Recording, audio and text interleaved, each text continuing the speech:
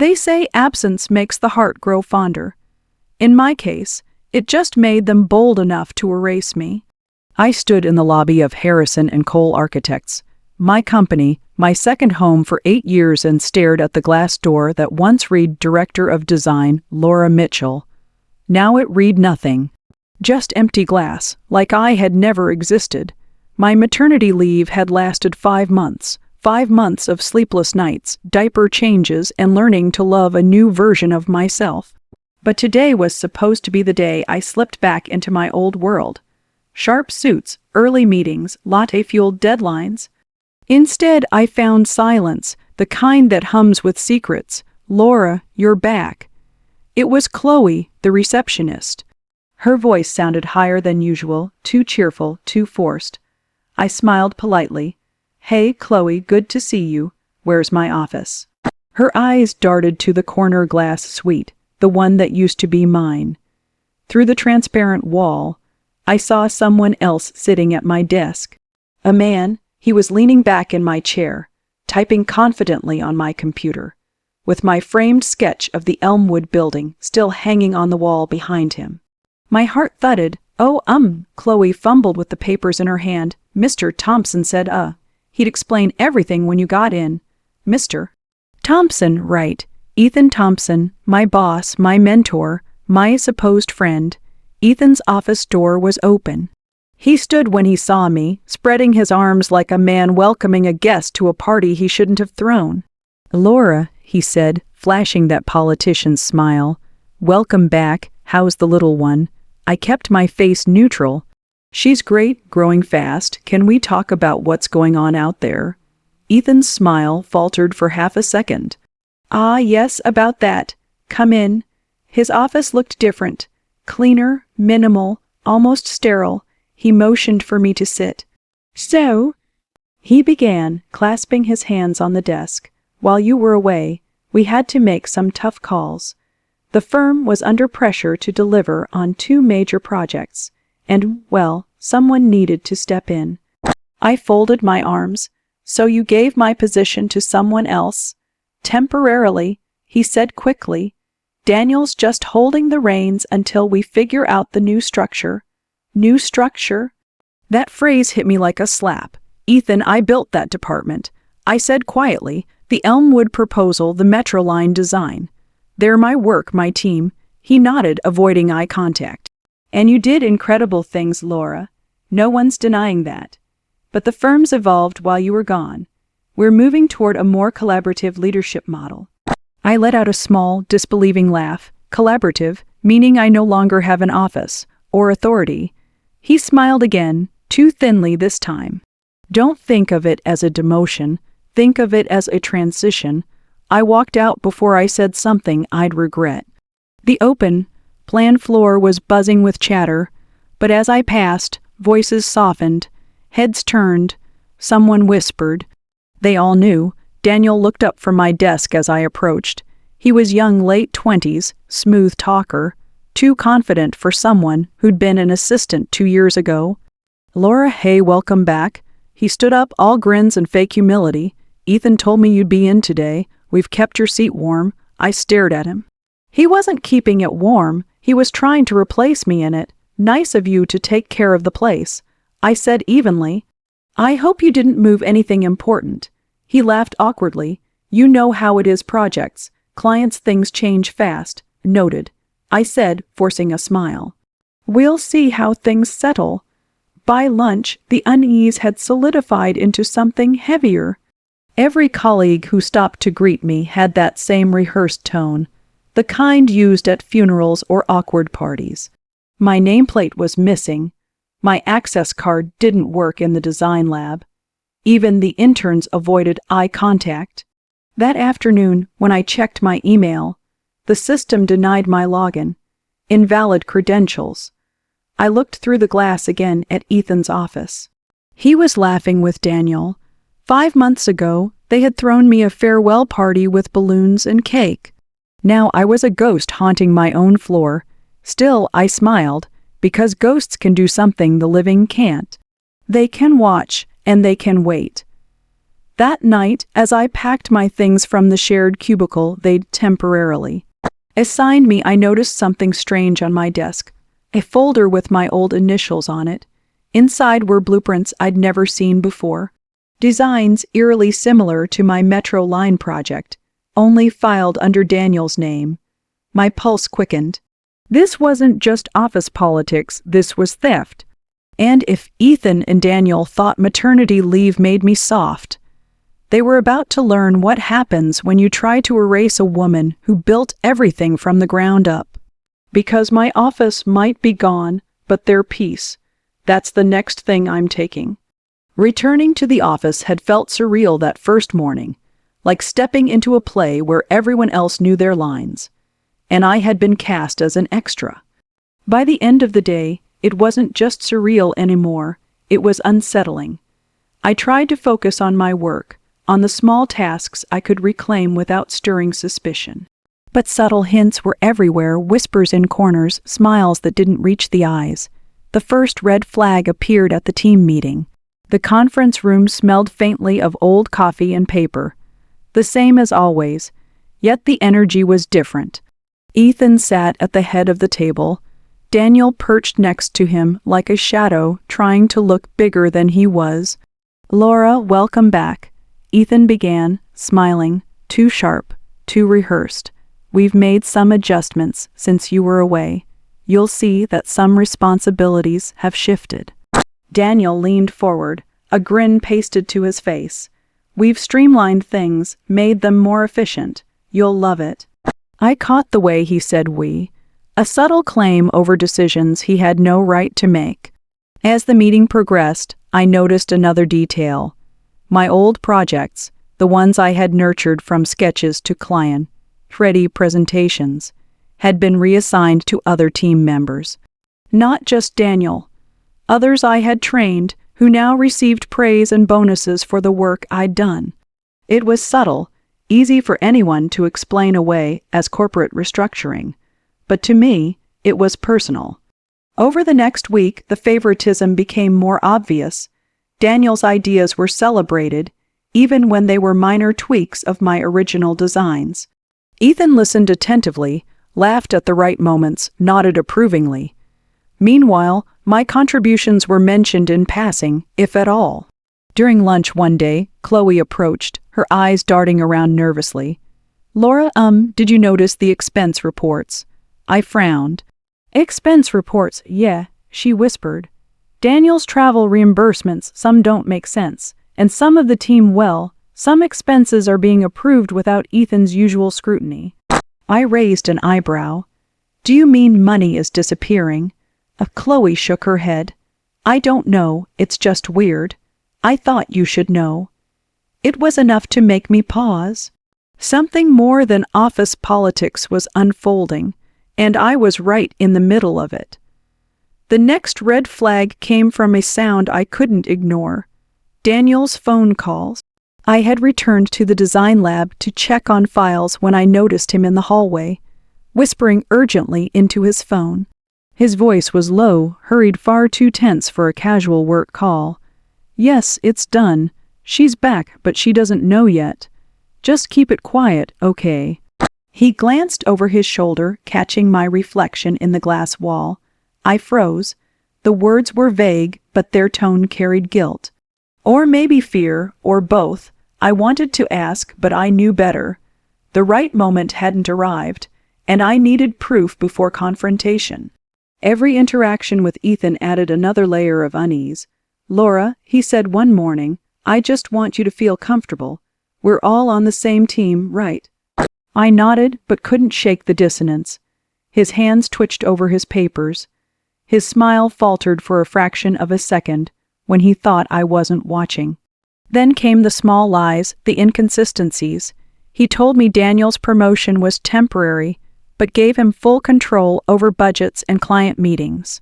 He claimed some files went missing while I was away, but my backup folders on the server were untouched. He praised team members for decisions that were clearly mine. Each incident on its own seemed explainable. Each incident together screamed something I wasn't ready to name yet. By midweek, The strain was weighing on me like a physical force. Sleep-deprived nights with my newborn had been challenging enough, but now I was fighting a different battle, one of patience, vigilance, and silent outrage. I caught myself staring at the office door at odd hours, imagining confronting Ethan, Daniel, or even Chloe. But my anger was a coiled spring. I needed time, I needed leverage. At home, the emotional toll was worse. I tried to focus on my daughter, but my mind kept returning to the office. Could I trust anyone? Was this a misunderstanding, a corporate shake-up, or something far more deliberate? Even my partner noticed. "You've changed," he said one night carefully. "You're tense, distracted. I have to fix something." I whispered, more to myself than him. I began small, watching patterns, noting interactions, piecing together fragments that didn't belong. Daniel lingered near Ethan's office far more than necessary, whispering when he thought no one could hear. Chloe seemed nervous in a way that suggested she was hiding more than just office gossip. Ethan's welcoming smile flickered into irritation whenever I approached certain topics, like project ownership or budgets. None of it was proof. None of it was overt betrayal. But it planted a seed. My absence had been exploited. My role diminished. And someone had crossed lines I hadn't noticed before. I decided on a strategy. I would play the observer, quiet and calculating. Let them underestimate me. Let them believe maternity leave had softened me. And all the while, I would gather evidence, emails, call logs, budget reports, project histories. Every misstep, every overreach, every lie would be documented. Because when they assumed I had no awareness, I had already started my silent reckoning. By Friday evening, I left the office quietly, my mind racing. Chloe's hushed warnings, Daniel's secretive calls, Ethan's rehearsed politeness, they all coalesced into a single, unshakable suspicion. Something had shifted in my absence. I didn't yet know how deep the betrayal went, or whether it was about power, money, or ego. But I did know this. Returning from maternity leave had been my first step into a battlefield disguised as my workplace. And I wasn't about to retreat, because in every quiet whisper, every suspicious glance, every stolen credit, there was a trail. And I would follow it. The weekend gave me time I didn't know I'd need, time to think, time to plan, time to sift through the fragments of unease that had haunted me all week. I couldn't shake the feeling that my absence had been a convenient window, a cover for something calculated. And I had enough instinct to know that when people act too friendly, it's usually a mask. Monday morning, I returned to the office, pretending calm. It started with the blueprints I had noticed the first day back, the ones filed under Daniel's name. Something about them nagged at me. I slipped into the design lab before anyone else arrived, fingers trembling, and opened the digital files on my backup drive. The dates didn't lie. Every one of Daniel's recent projects that Ethan had praised, promoted, or celebrated was mine. My ideas, my sketches, my hours of midnight drafts, now claimed by someone else. Then came the emails. Messages from clients that had been sent to me while I was on leave, thanking Daniel for his insight, or his guidance. Internal memos in which Ethan praised Daniel's leadership for projects he hadn't touched. It was all laid bare in black and white. My heart dropped. This wasn't an accident. This wasn't corporate restructuring. This was deliberate theft. I sank into my chair, gripping the edges so tightly my knuckles whitened. Daniel had betrayed me, yes, but Ethan had allowed it, orchestrated it, and presented it as a favor.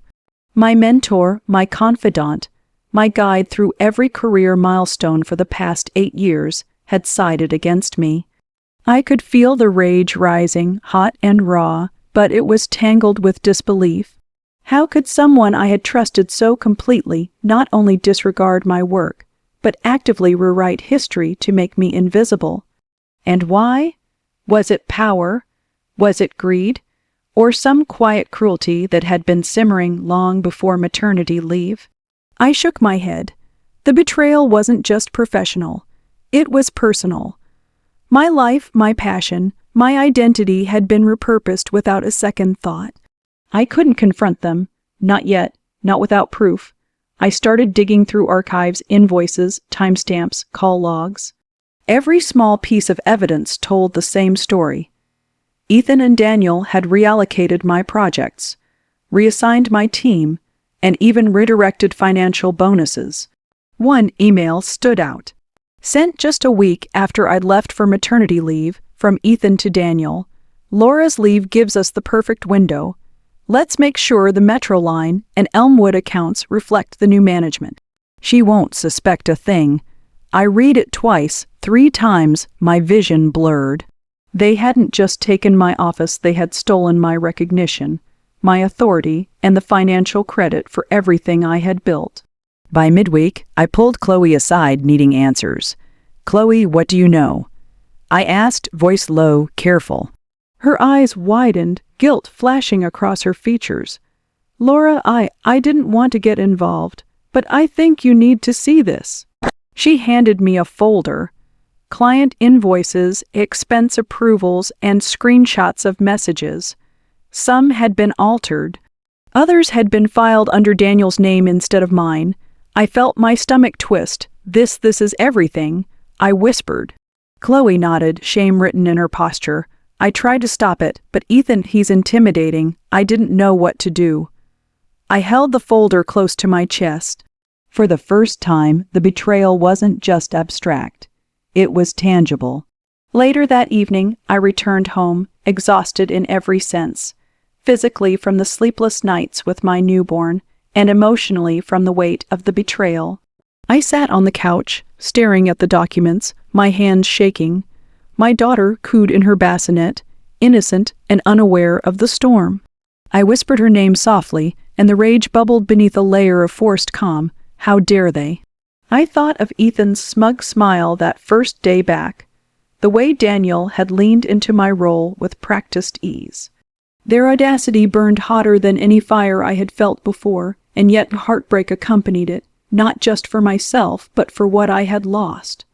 The sense of security I had once taken for granted, the comfort of a workplace that had felt like home, the belief that loyalty meant something. Everything had been a lie. By Friday, I started sketching out a plan, not on paper for my clients, but on a mental whiteboard in my mind. They thought I was overwhelmed by maternity leave. They thought I would quietly retreat, accept the temporary adjustments, and resume my role under new management. They were wrong. Every email I'd saved, every file I'd backed up, every timestamp showing Daniel's false claims, these were my ammunition. I didn't need to rush. Patience was my ally, observation my weapon, and revenge required timing. The next Monday, I walked past Daniel in the hallway, his grin faltering when our eyes met. I didn't say a word. I didn't need to. Every glance, every nod, every whispered conversation I overheard was a clue. I would wait. I would watch, and when the moment came, they wouldn't see it coming. The office had taken my name, my projects, my recognition, and even the authority I had earned over years. But they hadn't taken my mind, my memory, or my resolve. I knew every betrayal. I had the proof, and I had a plan forming, quiet, deliberate, and meticulous. Returning from maternity leave had felt like walking into a world where I no longer belonged. But it had also marked the moment when I realized something crucial. If they had taken everything else, I could still take back their peace. And that peace would be the first thing to vanish. Monday morning arrived gray and quiet, the kind of day that made the office feel heavier than usual. The fluorescent lights buzzed overhead as I parked my bag in the shared cubicle that had been temporarily assigned to me. I had spent the weekend reading and rereading the evidence. Emails, invoices, project drafts, and client messages. Each page was a reminder of what had been taken from me, and each one fueled a dangerous clarity. Grief and disbelief could no longer dominate my thoughts. It was time to shift from reaction to action. the moment came unexpectedly. I was walking past the Elmwood project model, a miniature of the building I had designed from scratch, when Daniel appeared behind me. "Laura," he said, voice dripping with fake warmth, "I just wanted to say great to have you back. Everyone's noticed how you've adjusted." I stopped, gripping the edge of the model. "Adjusted?" I repeated, letting the word hang in the air like a challenge. He smiled, but I saw the slight twitch at the corner of his mouth. "Overconfidence, ignorance, and don't worry," he continued. "Ethan and I have got everything under control. You just ease back in." At that precise moment, I realized something. I had been thinking about what they had done to me, consumed with hurt and disbelief. But I had forgotten to think about what I could do. Their arrogance, their smugness, their belief that I was helpless. They had handed me a gift. I straightened, letting a calm I didn't yet feel settle into my posture. "Ethan's control, Daniel's leadership?" I asked, voice low, deliberate. "You've underestimated me." Daniel blinked. That was the moment the first crack. It wasn't rage that hit me then.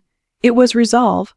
I wasn't going to beg for my office, reclaim a title, or plead for recognition.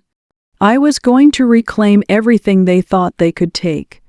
That evening, I sat with my daughter on my lap, the soft warmth of her tiny body, a stark contrast to the cold betrayal I had faced.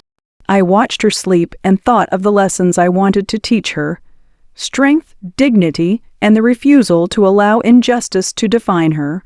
It hit me, I didn't just want revenge. I wanted justice, and justice required strategy, patience, and clarity of mind. My tears were gone. My anger had shifted. It was no longer chaotic, uncontrolled, or self-consuming. It had become a tool. I had built my career on meticulous planning, careful design, and unwavering commitment. Now I would use those same skills not for a building, but for reclaiming what was mine. I opened my laptop and began outlining a plan. Evidence, timing, allies. Everything needed to be precise. One misstep and the entire effort could crumble. But one careful, deliberate move and it could change everything. I began with observation. Ethan's patterns, meetings, client calls, moments of overconfidence. Daniel's habits, the way he took credit, how he interacted with the team, and the subtle ways he manipulated information. Chloe's whispers, which I would use carefully, knowing her loyalty had been fractured by fear. I wasn't going to confront anyone yet. That was the rookie mistake. I had been blindsided once. I wouldn't allow it again. Instead, I would become invisible in plain sight. The overlooked employee, the adjusting mother, the quiet force watching every move. At home, I organized my evidence. Emails, call logs, financial reports. Everything was cataloged and cross-referenced. By the end of the week, I could pinpoint exactly how projects had been reassigned, how financial perks had been diverted, and even the moments when Ethan had actively misled the board. With each revelation, my sorrow transformed into fuel. It wasn't about vengeance anymore. It was about empowerment. I remembered the first day back, the shock of seeing my office taken. I had felt powerless then, invisible. Now the invisibility was an asset. No one suspected I was gathering the threads of their deception, preparing for the moment when they would face the consequences. Every glance at Daniel's smug grin, every call Ethan thought I wasn't listening to, became a reminder. Their arrogance had made them careless. And that carelessness was the key to regaining control. I allowed myself a quiet, almost private satisfaction. I would not stoop to panic, threats, or rash confrontation. My revenge would be precise, methodical, and unavoidable. On Friday, I returned to the office early. The floor was silent, empty except for the cleaning crew. I walked past Daniel's temporary office, his kingdom built on my labor, and paused. For a moment, I touched the edge of his desk, imagining it as mine again. Not with anger, not with shouting, but with ownership. With the knowledge that I had already begun the process of reclaiming it, piece by piece, the building I had designed, the projects I had nurtured, the reputation I had built, it was all still mine. And I realized something vital. The greatest weapon I had wasn't evidence or even strategy. It was me. My mind, my skill, my experience, my patience. They had underestimated me because I had been absent. But absence had only given me perspective, clarity, and focus. I was no longer the shocked employee who had returned to find her office gone. I was a force in motion. I closed my eyes for a moment and envisioned the coming weeks. Small, deliberate disruptions in Daniel's plans. Strategic whispers to colleagues who had remained neutral. Documented proof that couldn't be ignored. A confrontation orchestrated not from anger, but from inevitability. The thought of seeing Ethan's smug expression fade, of watching Daniel realize the floor beneath him wasn't as solid as he thought. It no longer brought joy. It brought focus, purpose, a sense of inevitability that made me steady. I whispered to my daughter softly, as if she could understand, "Mama's coming back stronger. Mama's not finished." And I meant it. By the end of that day, I was no longer the employee who had returned from maternity leave, expecting a warm welcome. I was someone different, quieter, sharper, and immeasurably more dangerous in subtlety. The office had taken my title, my projects, and even my recognition. But they hadn't taken my resolve. The betrayal had sparked a fire that wouldn't burn out until justice, or something far more precise, was served. Their peace, the same peace that had seemed so secure while I was away, was about to vanish, and this time I would control how, when, and why. The most dangerous thing Ethan and Daniel had done was believe they were untouchable. They'd converted arrogance into carelessness, erecting a stage for me to quietly dismantle. My plan had to be surgical. No theatrics, no public tantrums, just a series of small, unavoidable collapses that would leave them exposed and the firm with no choice but to act. I mapped it out like a project brief, objective, constraints, timeline, deliverables. I treated them like I treated buildings, start with the foundation and work up. First, I needed an immovable record. My local backups, the drafts saved on my machine, and printed sketches gave me a start, but paper and loan files could be dismissed as outdated. I needed a trail tied to the company systems, timestamps the board couldn't ignore. I spent nights cross, referencing backups with server logs. I pulled metadata from files' creation dates, last, modified times, editor histories. I copied emails into a secure folder, exported threads as PDF, and printed redacted versions with clear headers. I made screenshots of Daniel's ownership, emails and client replies that credited him. I traced the changes in the project repository, who pushed revisions and when.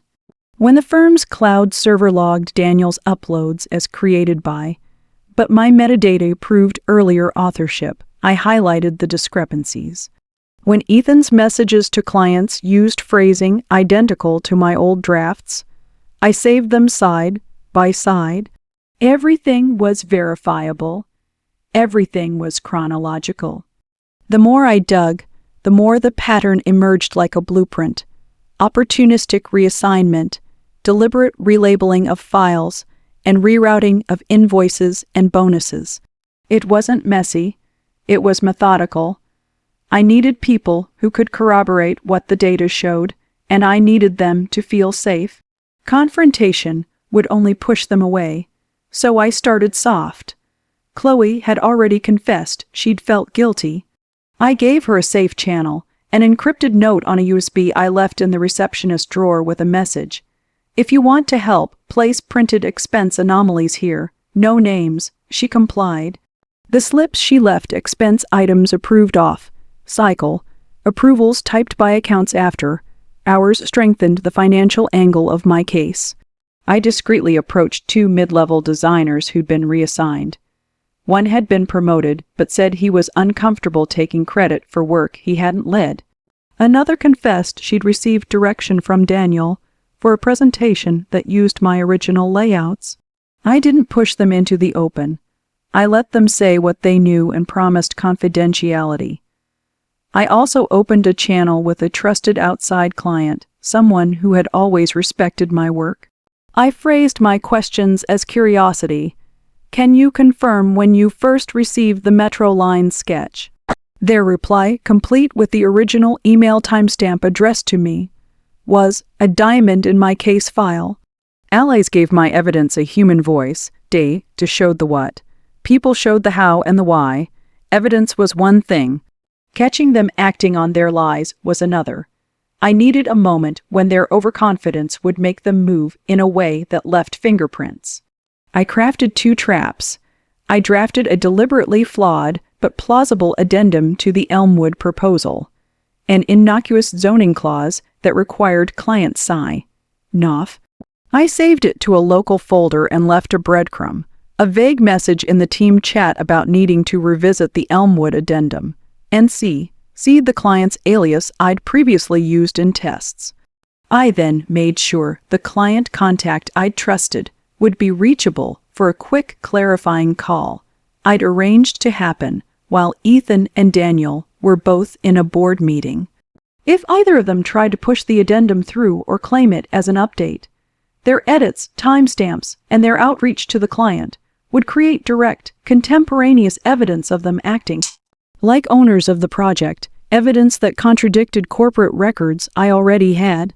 I submitted a formal, innocuous-sounding request to HR, worded as a routine compliance check, asking for confirmation of project reassignments during the quarter I was on leave.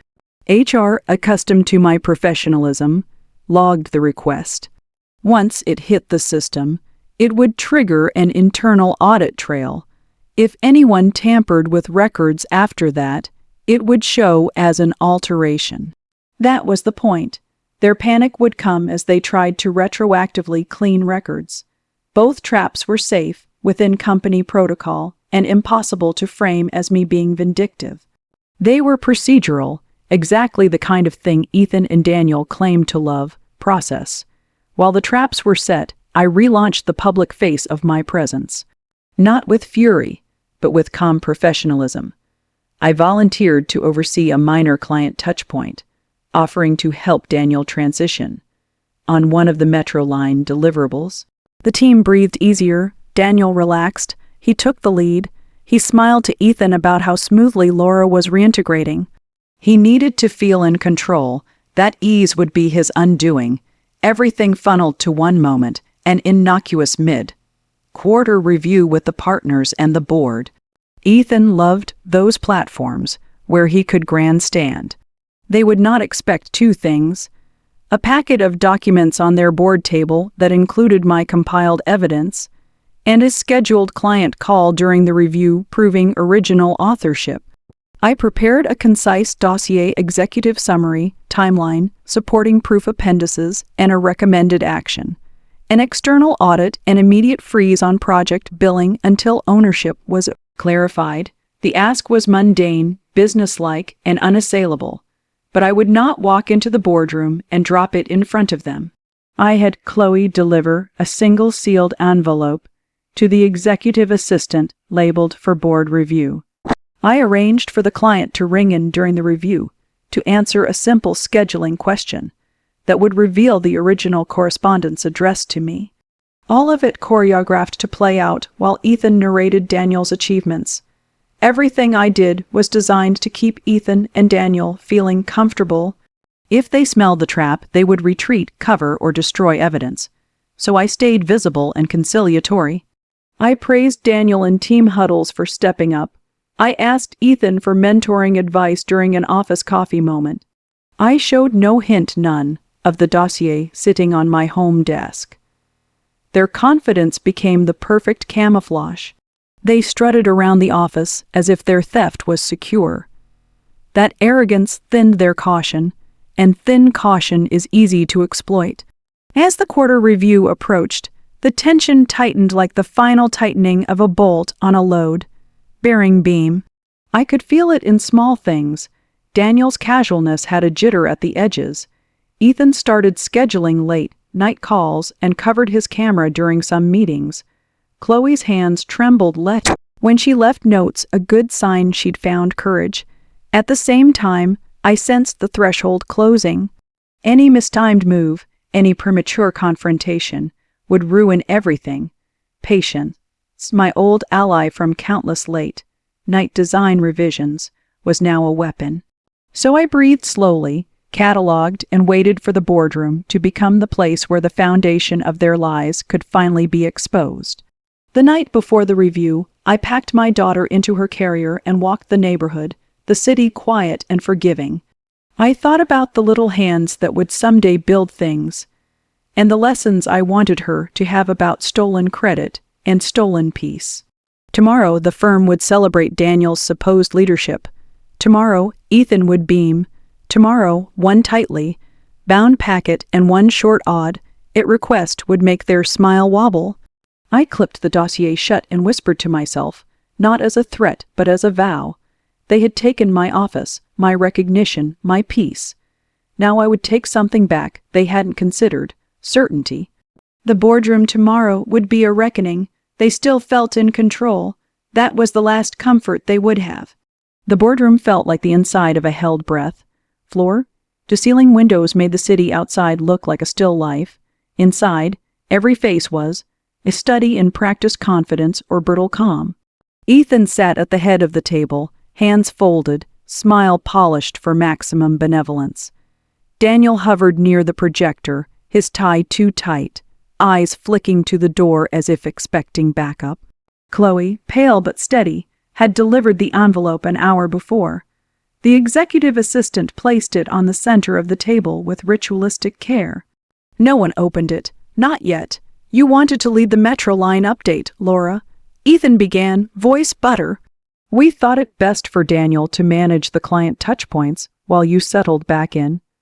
He made the understatement sound like magnanimity.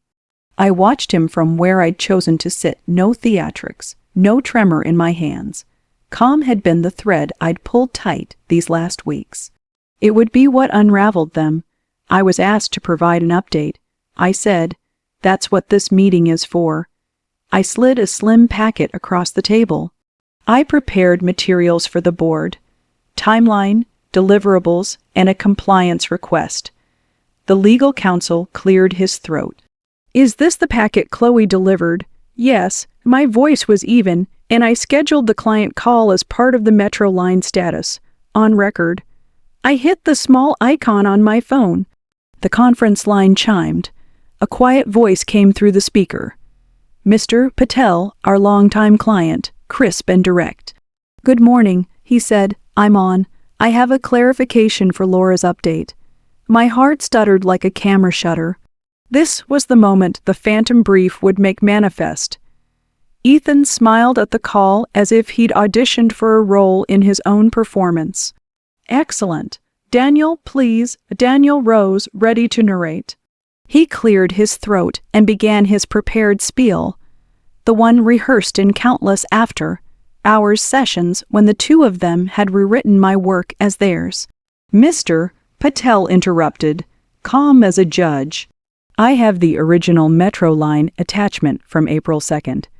It was sent to Laura Mitchell. The dates are on my file.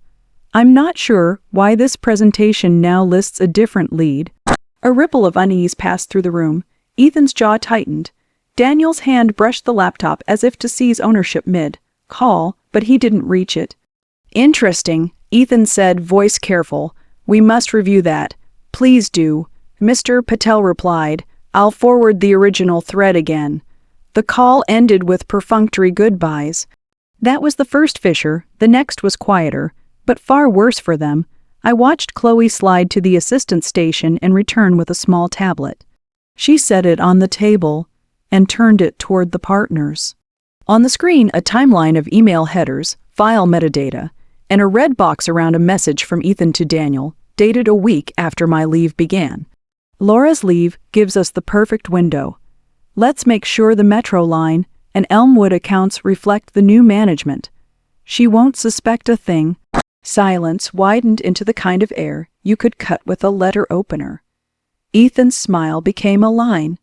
Daniel's face, usually composed, flushed scarlet. You can't, Ethan started. Those are internal communications. The legal counsel said. He didn't sound convinced. He sounded like someone listening to a recording he didn't want to believe. Chloe found anomalies in expense approvals and approvals done off hours. I said, and my hand opened the envelope, revealing printed emails, server logs, and redacted client messages, chain after chain, proving original authorship matched to me, then later relabeled. And here I tapped the folder, is the HR audit request I initiated last week. It logged the request. Any subsequent edits will show as retroactive alterations. You can see the timestamps.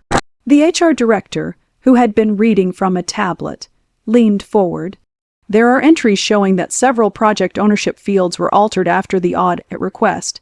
Edits stamped at 2:13 a.m. and 3:02 a.m., both attributed to Daniel's login.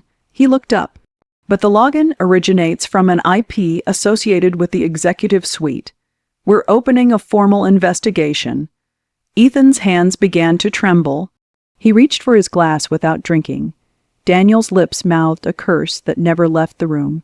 Do you have anything else? Ethan asked, trying to recover. I did. I let the room breathe for a second, letting their discomfort deepen into confusion. Then I placed another small recording device on the table and hit play. A low male voice filled the boardroom. Yes, it's done.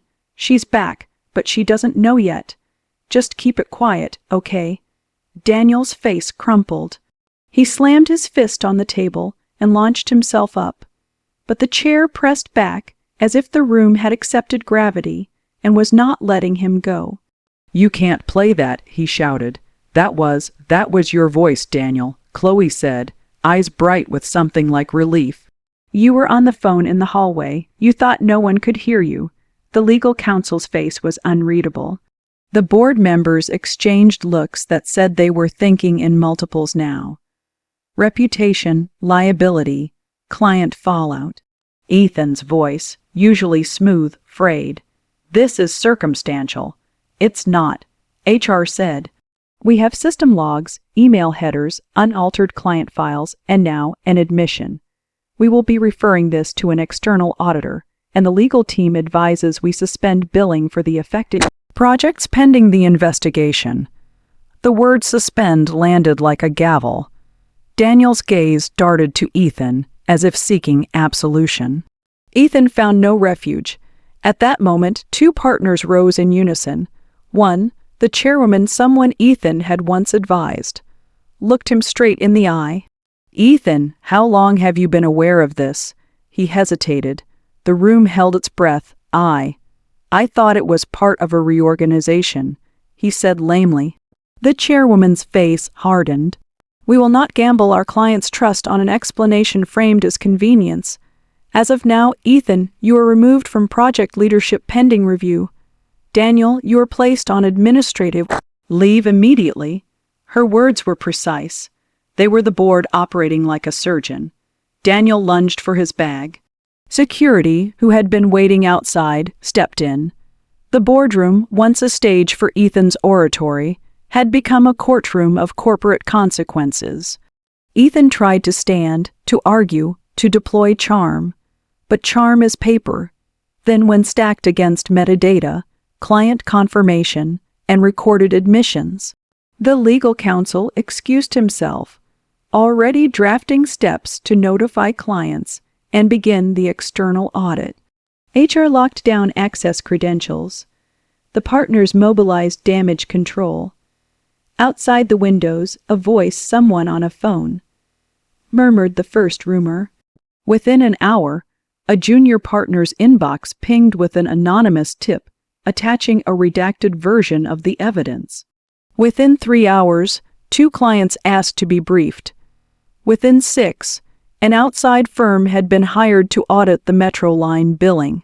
The firm's PR drafted a holding statement. Cooperation with internal review, zero tolerance for misconduct. Daniel was escorted out with his head bowed. Ethan sat a long time, the color drained from his face. When he finally left, the chairwoman asked him to turn in his access card and meet with counsel. No one applauded. I didn't gloat. I didn't celebrate. The vindication wasn't a party. It was a reckoning that cost them everything they had pretended to build on borrowed scaffolding. As people murmured and phones vibrated, I left the boardroom alone. In the hallway, Chloe fell into step beside me, eyes wet. "I'm sorry," she whispered. "For what?" I asked, "For being afraid." She squeezed my hand. "I should have. You did what you could," I said. "And you helped when it mattered." We reached the glass door that led back to the floor I'd once called my own. I paused and looked through at the Elmwood model, the desk that had been mine months earlier, now stripped of Daniel's temporary claims. My hands went to my bag, and from the inside pocket, I drew my old nameplate, simple metal, engraved. I held it for a long moment. It had taken months of patience, of late nights and quiet planning. It had taken sifting through digital dust and listening to hushed voices in hallways. It had taken me refusing to be defined by absence. I walked back into the room and placed the nameplate on the table in front of the board secretary, not as a demand, but as a record. "File this with the review," I said softly. "It belongs in the packet." She accepted it, hands steady. Outside, the city lights blurred into streaks. Inside, the firm moved into crisis mode, lawyers and auditors filling every available conference room. Ethan and Daniel's offices were sealed. Clients wanted one. On one meetings, the PR statement circulated with cold efficiency. The calm I had kept all this time finally loosened. I felt hollow and full at once, vindicated, yes, but raw around the edges. Justice had arrived, crisp and clinical. Their peace, the complacent certainty that their theft would never be seen, was gone. In its place was noise. Phone calls, audits, legal memos, and the slow, grinding machinery of accountability. As I walked back to my temporary desk, colleagues met my eyes with a new kind of respect. Some sheepish, some apologetic. I nodded at a few. I didn't need apologies. I needed my work recognized, my projects restored, and a promise that the firm would learn what loyalty meant.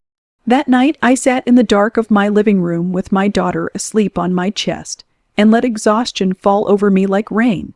I thought of the boardroom, the click of the recorder, the legal counsel's face the moment the client called, and felt something settle.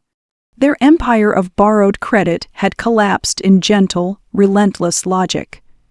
Theirs had been an arrogant peace built on erasure. Mine was a quieter one, rebuilt on truth. And while the dust of their fall would settle in the weeks to come, odd, its meetings, possibly courtrooms, one thing was certain. They had taken my office, but they would not keep my peace. The weeks after the boardroom reckoning were a strange blend of relief, exhaustion, and cautious satisfaction. Ethan and Daniel were gone. Daniel formally suspended, Ethan removed from project leadership and under review, but the office wasn't quiet. It buzzed with activity, urgency, and the faint hum of whispered respect. People were tiptoeing around a new reality, that stolen credit, arrogance, and betrayal had consequences. I walked through the hallways with a lightness I hadn't felt in months. My office had been reinstated, the nameplate polished and gleaming under the fluorescent lights. My projects were back in my hands. Clients who had been kept in the dark now knew the truth, and emails of apology and congratulations trickled in from colleagues who had realized the stakes of silence. Even small victories felt enormous. One of the junior designers, someone who had watched Daniel take credit for her work, approached me tentatively. "Lori, thank you for standing up," she whispered. I didn't know what to do before." I smiled softly. "You did what you could," I said, repeating the words I had told Chloe weeks earlier. "Now we make sure it doesn't happen again." At my desk, I began sifting through the projects that had been reassigned while I was away. Each one was a reminder. not of loss but of endurance. Metro Line, Elmwood, several smaller proposals, all returned to their rightful place. My team, once fragmented and uncertain, rallied quietly around me, their faith renewed. The satisfaction wasn't in the exposure of Ethan and Daniel. It wasn't in seeing their carefully constructed world unravel. The satisfaction was in reclaiming what was mine and watching fairness quietly assert itself. I hadn't screamed. I hadn't plotted public humiliation. I had let patience, evidence, and strategy speak. And when they did, their peace crumbled, leaving me with the calm knowledge that justice had been served. I began noticing subtle changes around the office. Colleagues double, checking their own claims, clearer project ownership, honest acknowledgments of contributions. The culture had shifted, not overnight, but profoundly. My absence had taught me to see the cracks in their armor. My return had taught everyone that underestimating someone who had been wronged was a dangerous mistake. At home, I rocked my daughter gently, thinking of the months that had passed. Maternity leave had been intended as a pause, a time to nurture, to step back. Instead, it became the stage for betrayal, but also the forge for strength. I remembered the first day back, the shock, the disbelief, the sting of seeing my office stripped away. I remembered the nights of sifting through emails and server logs, of staying quiet while plotting small, precise steps. I remembered Chloe's shaky confession, the client's call that sealed the evidence, and the tense seconds in the boardroom when Daniel realized his facade had crumbled.